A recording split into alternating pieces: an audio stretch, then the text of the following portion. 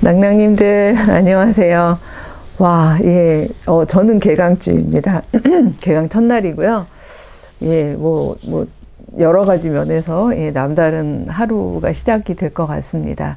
월요일날 수업이 굉장히 많아서 예, 그래도 이 우리 낭낭님들과 함께하는 이 성경 묵상을 제일 먼저 해야겠다 하는 생각으로 이른 아침에 왔습니다. 저희가 제가 종교 건축자들 이 토끼 모양 한 거 되게 귀엽다고 얘기해 주신 낭낭님이 계셔서 저도 감사했는데, 종교 건축자들이라고 얘기했던 대제사장들, 그쵸, 서기관들, 장로들이 이렇게 한 무리가 있었잖아요. 그래서 예루살렘의 성전 중심의 어떤 지도자적인 권위를 가지고 있는 사람들, 그 사람들이 제일 먼저 예수님께 도전했죠. 그 공개적 도전, 예루살렘으로 들어오신 예수님께 공개적 도전을 했던 가장 핵심 포인트, 키워드는 뭐였죠?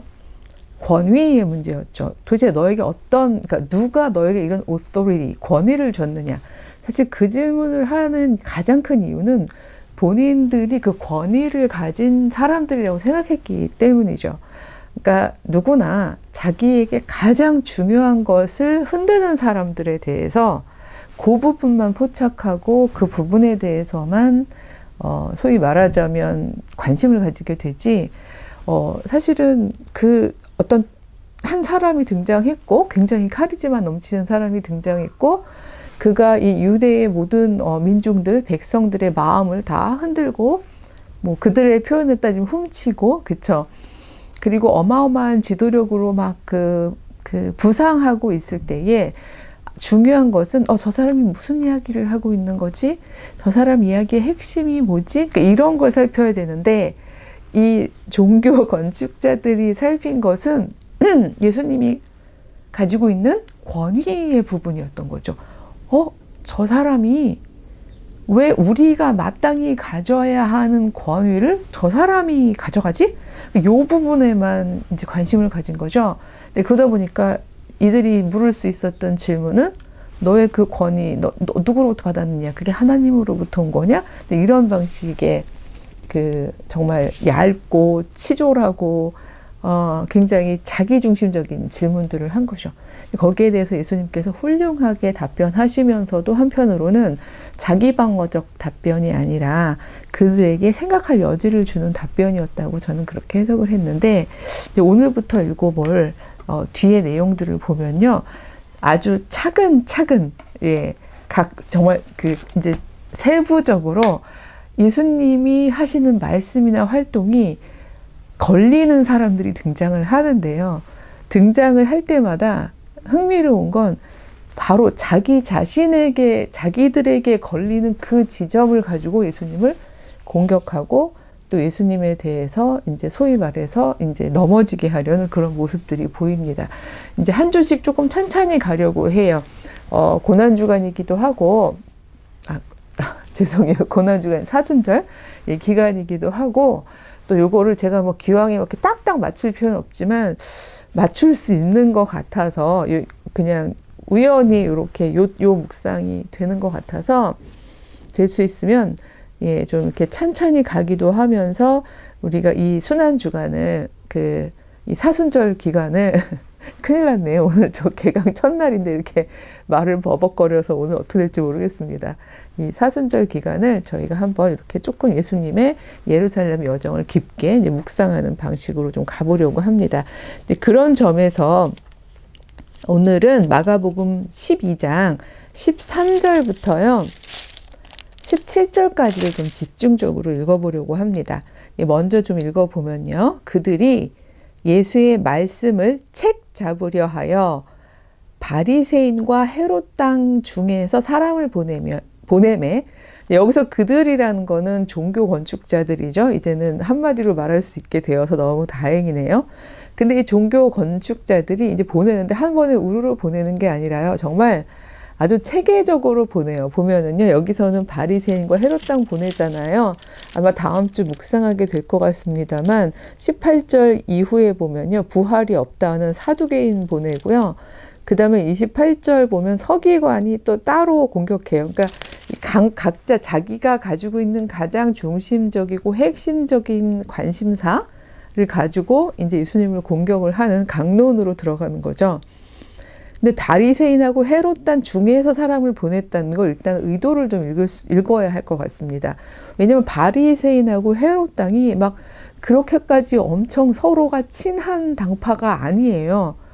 근데 이들을 함께 보내는 거죠. 근데 중에는 이들을 몽땅 보낸 게 아니라 중에서 사람을 보냈다는 얘기는 최소한 이 문제에 있어서만큼은 영합할 수 있는 사람들을 뽑았겠죠. 우리 낭낭님들도 대충 아실 것 같습니다만 바리새인들 그 파리새라는 그 단어의 어원에서 나오죠. 분리된 사람들, 즉 막 이제 이 후기 유대교적인 그 세팅에서 이 헬라화 되어 가고 있는 모습들에 대해서 굉장히 부정적으로 생각하고 저항의 마음을 가지고 있으면서 여기에 대해 전면적으로 거부하면서 탈 예루살렘 했던 사람들이 에세네파라면 이 바리새파의 경우는 막 탈 예루살렘 하는 정도는 아니지만 신앙적으로 경건하게 자신들의 율법에 맞는 삶, 유대교적인 전통을 지키는 삶을 살아가기 위해서 토라, 모세가 주었다고 이야기하는 그 모세오경, 그 토라를 열심히 묵상하고 연구하고 또 그 가르침대로 살려고 하고, 그러니까 사실 예수님께서 이 바리새인들아 하도 바리새인을 많이 공격해서 여러 분파 중에 바리새파가 제일 타락한 걸로 저희가 생각하기가 쉽지만 사실 다른 분파들, 물론 에스네파랑 비교하면야 이제 바리새파에겐 타협점이 있지만 바리새파 자체가 그렇게 막 엄청 막 그 자체로요 어떤 의도나 어떤 지향성 면에서 볼 때 그렇게 막 엄청 막 나쁘고 못되고 막 신앙을 막 저버리는 이런 사람들은 아니거든요. 최소한 우리가 이게 헬라적인 어떤 거기는 다신론적인 부분이 있으니까요. 그리고 신과 인간 사이의 존재론적인 연속성 속에서 이 왕이나 왕권에 대한 부분을 되게 신성화하는 이런 부분들도 있고요. 그래서 이런 것하고 절연하기 위한 굉장히 종교적인 분리주의 운동이라고 본다면 그 자체로 사실 바리새인들의 경우에 의도성이 나쁜 건 아니잖아요. 근데 반면에 이 헤롯 당들은요 조금 더 모호할 수 있는 당들인 게 이때 당파가 많았는데요. 일단 헤롯이라는 이름을 봐서도 알겠지만 이 사람들의 위치 자체가 되게 애매해요. 사실 헤롯 당에 대해서 역사적으로 연구할 만한 자료가 많이 있는 것 같진 않습니다. 저도 배우면서 헤롯 당에 대해서 이렇게 많이 배웠던 기억은 없는데 근데 유추할 수 있는 것은 지금 체제가 로마의 식민지 지배 체제죠. 그리고 헤롯은 로마의 식민지 지배하 아래 있긴 하지만 유대인들의 왕이죠. 근데 헤롯 당이라고 하면 최소한 유대인들의 정치적인 지도자로서의 헤롯을 지지하는 당, 이거는 이름에서도 이미 너무 확실하게 드러나잖아요. 그런데 반면에 그럼 그 헤롯 당들은 마치 열심당들, 그 질럿, 열심당처럼 반로마적이면서 어떤 이 로마의 어떤 체제로부터 유대교를 완전히, 그러니까 그러니까 이스라엘을 완전히 독립시키려는 체제저항적인 사람들이냐 하면 그건 또 아닌 거예요. 왜냐하면 이 헤롯의 왕권을 누가 인정해주고 있는 거죠? 로마의 황제가 사실 로마가 제국인데요. 그 큰 제국을 유지하면서 각 지역마다 몽땅 황제가 다 다스릴 수가 없으니까 총독을 보내긴 하지만 그 지역의 사람들을 규합할 수 있는 어떤 상징성으로서의 지역 왕이라고 해야 될까요? 본봉왕이라고 성경에 되어 있죠. 지역 왕을 수립하는 건 정치적 전략으로서 나쁘지 않은 전략이거든요. 그런 의미에서 헤롯을 추대한 거기 때문에 이 헤롯을 지지하는 사람들 입장에서는요. 대놓고는 아니지만 사실 이 반로마적이기가 어려운 사람들이죠. 왜냐하면 그 헤롯이 누구 때문에 지금 왕권을 유지하고 있는 건데요. 이 사람들 위치가 되게 미묘한 사람들입니다. 그리고 이 사람들은 이렇게 막 종교성이 강한 사람들은 아니에요. 이미 이름이 써 있잖아요. 이 바리새인들이 종교적인 경건한 사람들을 이제 의미한다면 헤롯 당은 굉장히 정치적 목적이 뚜렷한 사람들이죠. 이 둘을 같이 보내는 거예요. 이 같이 보냈을 때 나올 수 있는 질문은 저희가 충분히 유추 가능한 거죠. 14절입니다. 와서 이르되 선생님이여 우리가 아노니 당신은 참되시고 아무도 꺼리는 일이 없으시되 이는 사람을 외모로 보지 않고 오로지 진리로서 하나님의 도를 가르치심이니이다. 이 앞에 까는 이 자락을 놓고 볼 때 당신은 아주 진실만 말할 거죠. 그러니까 굳이 뭐 이제 그 안에 있는 말은 이렇게 공식적으로 했습니다만 안에 있는 언더라인드 되어 있는 말을 끄집어내 보자면 헤롯 땅처럼 그 묘하게 소위 정치적인 어떤 그 줄다리기를 하지도 않고 그렇죠? 그리고 바리새인까지 지금 같이 온 상황이잖아요. 율법도 굉장히 열심히 묵상하고 정말 하나님 앞에서 경건하게 살려고 하는 사람이죠. 당신 그런 사람이죠. 라고 이제 소위 말해서 빼도 박도 못하게 딱 예수님의 이제 위치를 딱 정하고 난 다음에 묻는 거죠. 자, 그러니까 사실대로 말해봐. 이렇게 되는 거죠. 여전히 지금 무리들은 있는 거예요. 가이사에게 세금을 바치는 것이 옳으니까 옳지 아니하니까 우리가 바치리까 말리까 이렇게 되어 있죠. 그러니까 이 질문을 가져온 거예요. 그러니까 종교 건축자들이 권위에 대해서 질문하듯이 바리새인들과 헤롯 땅이 그들의 어떤 지향점이 다름에도 불구하고 연합하여 그리고 영합하여 이렇게 와서 예수님한테 공격할 수 있는 일종의 공통의 그 교집합적인 질문은 바로 이건 거죠. 지금 여기 모여있는 무리들은요, 막 삼중의 세금의 과세로 막 힘든 사람들이에요. 그리고 민족적으로 예수님께서 메시아이기를 바라고 있으면서 정치적으로 본인들을 정말 그리고 신앙적으로도 구원해 주시고 완전히 그 유대인들만의 즉 이스라엘을 다시 회복해 주기를 바라는 무리들이잖아요. 그러니까 이 사람들한테 로마와의 관계에 대한 명료한 대답? 이건 굉장히 중요한 부분인 거죠. 이거를 탁 던지는 거죠. 그러니까 이것도 역시 마치 그 전 질문처럼 예수님이 이렇게 대답해도 저렇게 대답해도 큰일이 나는 상황이에요. 아시겠지만 세금 바치지 말라고 하면 유대의 민중에게는 참 기쁜 소식일 수 있겠지만 거기에 지금 이제 상주하고 있고 이 민중 봉기를 제지하려고 있는 그런 로마 병정들에 의해서 군사에서 잡혀가는 일이 되겠죠. 반대로 바치라고 하면 민중들 유대 민중들 입장에서는 저 사람이 토라를 묵상하고 정말 경건한 유대인의 어떤 지도자, 민족적이고 정치적이고 신앙적인 지도자로서 있는 줄 알았더니 로마의 앞잡이구나. 이렇게 되면서 무리가 떨어져 나갈 수 있는데 그런 질문인 거죠. 근데 예수께서 그 외식함을 아시고, 그러니까 뭐 제가 농담은 하지 않겠습니다만 다 그쵸. 이 외식하는 자들라고 얘기했을 때 저희가 이제 늘 이 외식이라는 단어에 이제 우리 한국적 맥락에서 이제 오해하기도 하고 그랬었습니다만 이 안에 내면에서 중심에서 나오는 질문을 하고 있는 사람들이 지금 아닌 거잖아요. 겉으로만 경건을 꾸미는 사람들이죠. 아시고 이르시는 거죠. 어찌하여 나를 시험하느냐. 데나리온 하나를 가져다가 내게 보이라. 저는 이 예수님의 이런 지혜가 참 훌륭한 것 같아요. 그러니까 이게 민중들, 그러니까 이게 전 일종의 이 부분들이 그 여백이라는 표현이 이 사람들이 하는데 왜 음악이 아름다웠기 위해서는 음표의 그 음의 정확성도 되게 중요하지만 그 사이의 여백 있죠. 여백이 없다면 그 음의 아름다움을 알 수 없다. 이런 것처럼 그림도 마찬가지입니다. 배경의 여백이 없으면 그 윤곽이 뚜렷하게 살아나지 않잖아요. 그런 면에서 하나님은 우리의 여백이시고 하나님은 우리의 음성 사이사이에 침묵이시다. 막 이런 신비주의에서 이런 이야기들도 하는데요. 그 요즘에 나이가 들면서 점점 그 실제성에 대해서 막 느끼게 되더라고요. 근데 바로 저는 이 데나리온 하나를 가져와 볼래요? 라고 하는 이 부분이 예수님께서 이 정말 긴박한 이 어떤 이 상황에 여백을 주는 행동이셨다고 생각해요. 다들 그 말하자면 예수님의 입만 쳐다보고 있는 거잖아요. 이제 뭐라고 말씀하실지? 근데 누구 데나리온 있는 사람 지금 이렇게 얘기하는 거죠. 근데 다들 어리버리 막 이러면서 이게 뭐지? 일종의 포즈 지금 이런 상황인 건데 그 상황에서 누군가 줬겠죠. 그래서 이제 가져왔거늘 이렇게 되어 있잖아요.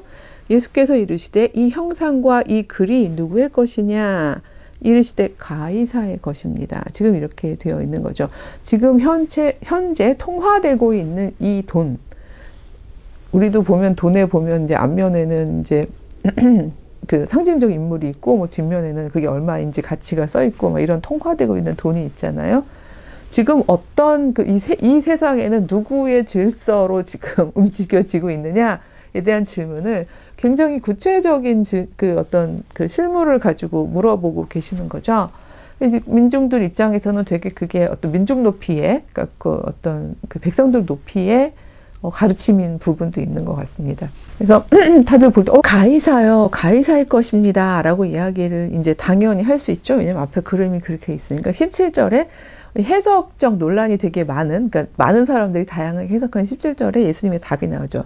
이 예수께서 이르시되 가이사의 것은 가이사에게, 하나님의 것은 하나님께 바치라 하시니 그들이 예수에 대하여 매우 놀랍게 여기더라. 지금 이렇게 되어 있습니다. 자, 여기서 그들이란 뭐 지금 그 소위 이제 바리새파랑 헤롯 땅에서 뽑혀온 그 사람들을 의미하는 것도 물론 있겠지만 포함, 여기에 모여있는 모든 그죠, 무리들이나 아니면 또 로마의 군사들 다 포함해서 거기 있는 모든 사람들이 예수의 대답을 놀랍게 여겼다라고 이제 보아도 될 것 같습니다.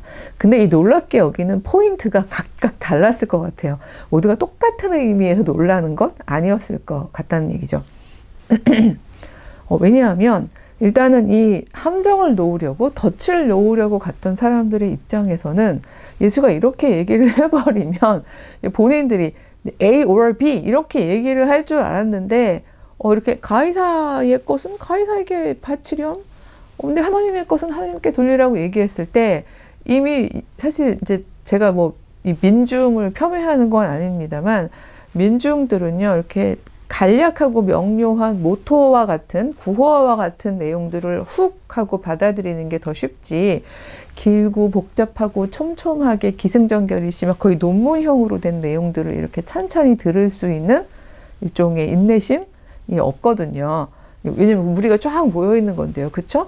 근데 이렇게 정말 그 엄청난 긴장이 있는 상황에서 예수님이 아마 퍼포먼스 좀 하셨을 것 같아요. 가이사의 것은 가이사에게 하면서 휙 뭐 던지신다거나 이렇게, 하나님의 것은 하나님께 돌려라 이렇게 얘기했을 때 이 뒷부분 하나님의 것은 하나님께 라는 이 부분을 전 굉장히 강조하셨을 것 같고, 이제 무리들 입장에서는, 대부분의 사람들 입장에서는 아마 원래 강조점은 뒤에 있는 게 좋잖아요. 만약에 이걸 예수님이 반대로 하나님의 것은 하나님께 돌리고 가이사의 것은 가이사에게 이랬으면 이게 조금 더 달랐었을 수도 있어요.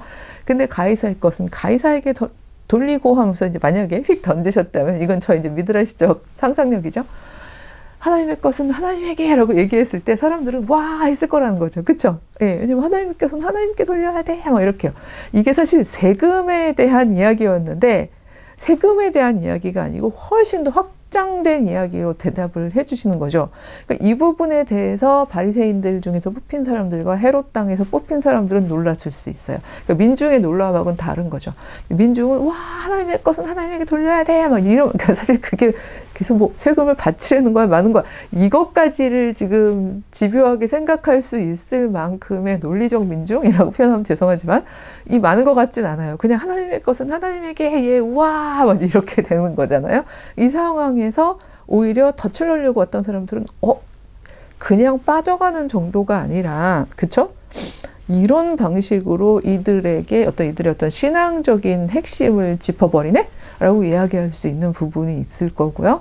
그다음에 로마의 어떤 군인들 입장에서도 뭐 그들 중에 조금 더 생각을 할 수 있는 사람들이라면 만약에 세금 바치지 말라고 그러면 잡아가려고 그랬는데 놀라운 빠져나감인데 뭐 이렇게 생각하면서 놀라는 포인트가 다 다르다는 거죠.